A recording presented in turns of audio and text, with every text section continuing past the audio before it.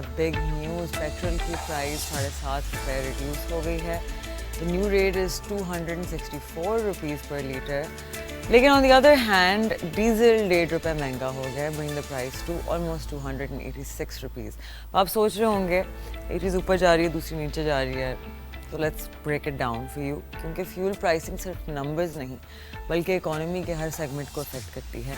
Petrol का सस्ता होना is a major relief for daily commuters, right, जिनमें बाइक वाले, रिक्शे, स्मॉल कार यूज़र्स शामिल हैं. ये वो लोग हैं जो ऑलरेडी टाइट मंथली बजट्स के साथ गुजारा कर रहे हैं. सो पेट्रोल कट उनके लिए शॉर्ट टर्म कंफर्ट है. लेकिन याद रखें ये प्राइसेस हर 15 दिन में रिव्यू होती हैं. सो कोई भी रिलीफ परमानेंट नहीं होती. डीजल की price increase is much more inflationary. Trucks, buses, farm machinery mostly diesel पे चलती हैं, राइट. तो जब डीजल महंगा होता है तो वेजिटेबल से लेके कंस्ट्रक्शन मटेरियल तक हर चीज़ कॉस्ट बढ़ती है.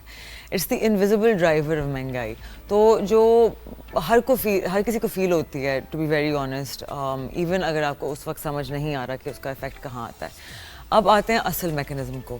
फ्यूल प्राइसेस पाकिस्तान में कैसे सेट होती हैं. ओगरा uses international oil prices, freight, import premiums and refinery costs, और उन सबको ऐड करके प्राइस आती है. फिर उसमें petroleum levy, GST, dealer margin जुड़ते हैं. आज के दिन ऑलमोस्ट 90 रुपीज़ पर लीटर तक टैक्स होता है.